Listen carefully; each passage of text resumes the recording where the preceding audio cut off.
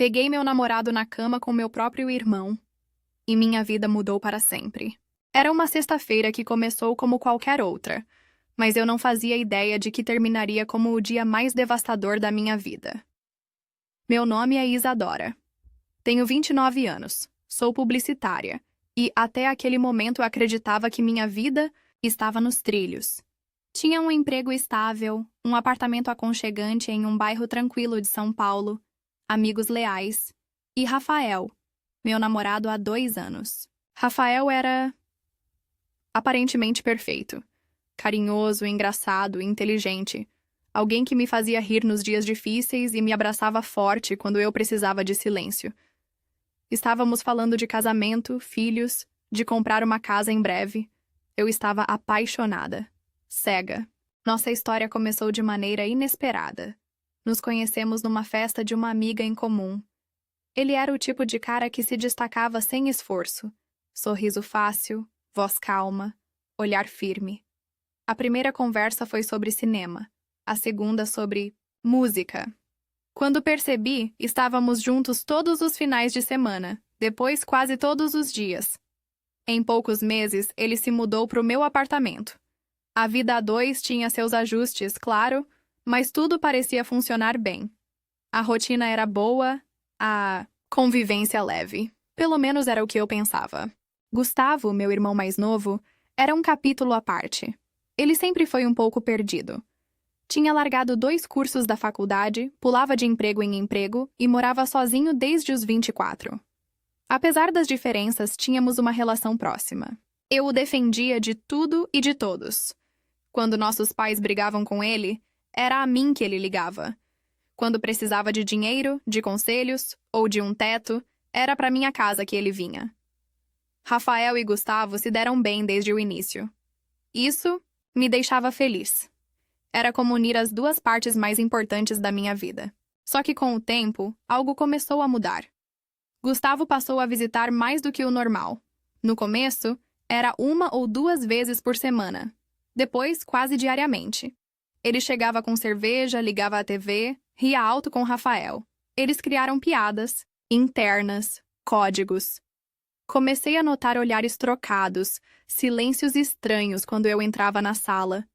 Uma vez peguei Gustavo saindo do banheiro de toalha, e Rafael estava no corredor, rindo de algo que só os 2 sabiam.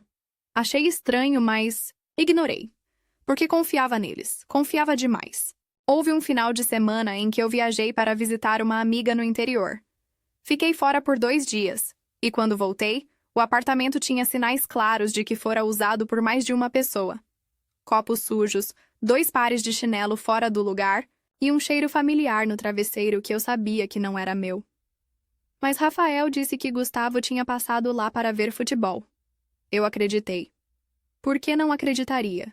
Aos poucos, comecei a me sentir uma estranha dentro da minha própria casa. Havia noites em que eu acordava e Rafael não estava na cama. Dizia que tinha ido tomar água ou que estava com insônia. E eu não queria brigar. Já tinha brigado tanto na vida, com família, com trabalho, com o mundo. Eu só queria paz. Então silenciava minhas dúvidas. Suprimia meu desconforto. Fingia que estava tudo bem. Mas naquela sexta-feira, tudo mudou. Uma reunião foi cancelada e resolvi sair mais cedo do trabalho. Peguei o carro, liguei o som e fui cantarolando pela cidade. Passei na nossa lanchonete favorita e comprei o combo que Rafael amava. Hambúrguer, artesanal, batata rústica, milkshake de morango. Era um gesto pequeno, mas só quem já amou de verdade entende o prazer que é ver o outro feliz com algo simples. Cheguei em casa por volta das 4 da tarde. O silêncio no apartamento me pareceu estranho. Não havia som de TV, nem de música, apenas o zunido do ar-condicionado. Larguei a sacola com a comida na bancada e fui andando devagar pelo corredor. O cheiro de perfume masculino estava mais forte que o habitual. Foi quando vi um par de tênis ao lado do sofá que eu nunca tinha visto antes. E uma jaqueta jogada na poltrona. Meu coração acelerou. Alguma coisa estava errada. E então ouvi risadas abafadas vindas do quarto. Uma risada que eu conhecia, mas que não era do Rafael. Quando abri a porta, meu mundo caiu. Rafael e o meu irmão Gustavo estavam na minha cama, nus, entrelaçados, como amantes. O milkshake caiu da minha mão e espatifou no chão.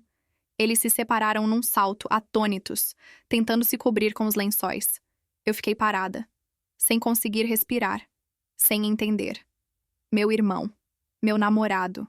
Isadora, não é o que você está pensando, disse Rafael, a voz trêmula, tentando esconder o corpo com o lençol. Não respondi. Apenas virei as costas e saí. Entrei no carro e dirigi sem rumo por horas. Chorei, gritei. Tremi de raiva, de dor, de incredulidade. Naquela noite não voltei para casa. Dormi no sofá da Helena, entre lágrimas e suspiros profundos. Acordei com os olhos inchados e a alma despedaçada. Helena fez café, tentou me convencer a comer algo. Eu só conseguia repetir, como um mantra. Meu irmão, meu namorado, juntos. Era como viver um pesadelo.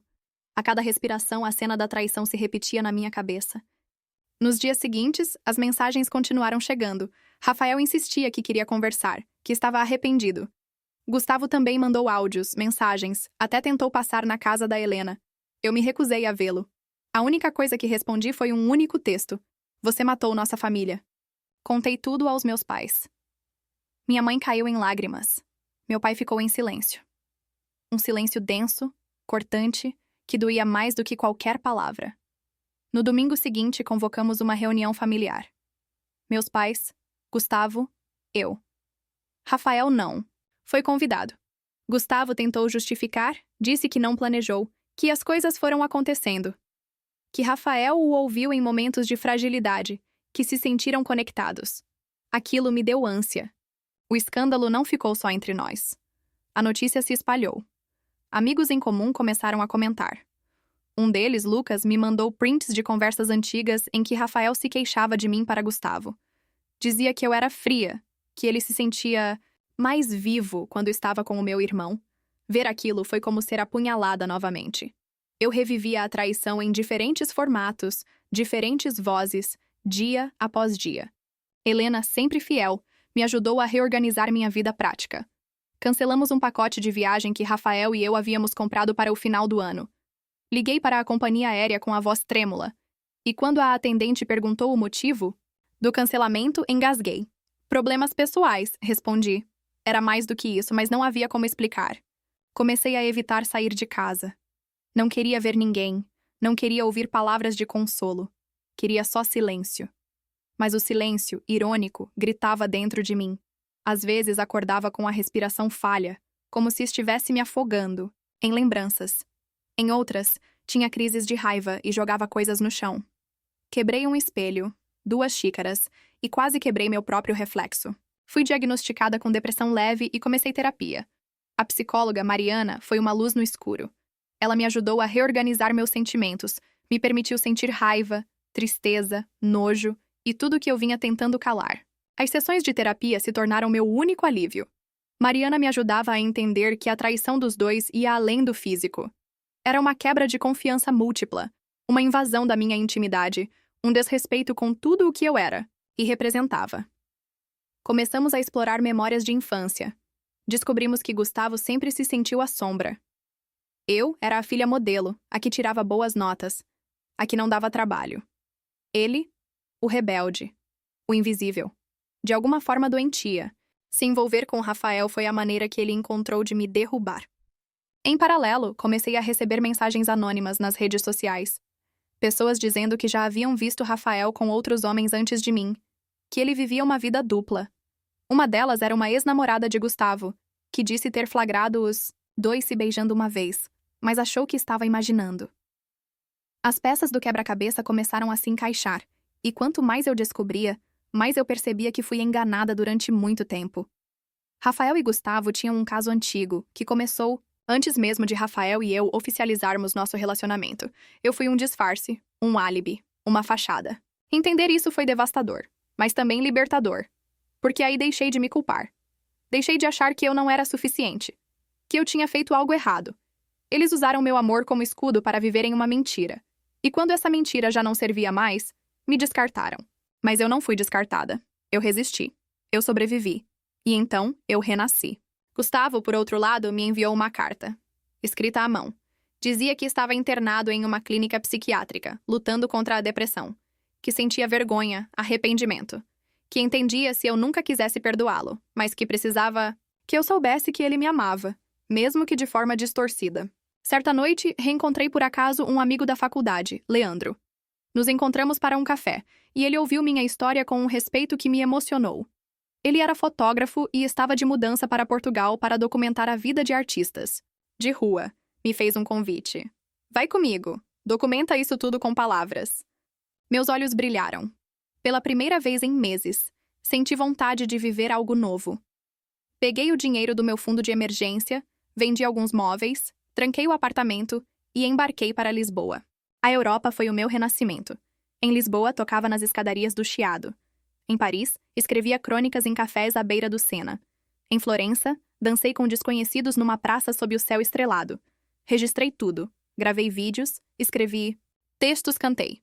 Abri um canal no YouTube. Notas da Isa. No início, eram vídeos despretensiosos. Mas as pessoas começaram a comentar. Dizer que se identificavam, que choravam com minhas músicas, que minhas palavras as ajudavam a enfrentar suas próprias dores. Leandro me apresentou outros artistas. Fizemos colaborações. Fui entrevistada por um podcast feminista em Barcelona. Falei sobre superação, sobre sororidade, sobre como reconstruir-se depois da traição. O vídeo viralizou. Quando percebi, eu era referência para mulheres que estavam se reerguendo. Voltei ao Brasil um ano depois. Outra pessoa. Rafael havia sumido das redes. Gustavo também. Helena me contou que Rafael tentou contato uma última vez, dizendo que havia terminado com Gustavo e queria conversar. Ignorei. Não porque não doía mais, mas porque já não importava. Hoje moro numa cidade litorânea do Nordeste. Tenho um estúdio simples onde dou aulas de violão.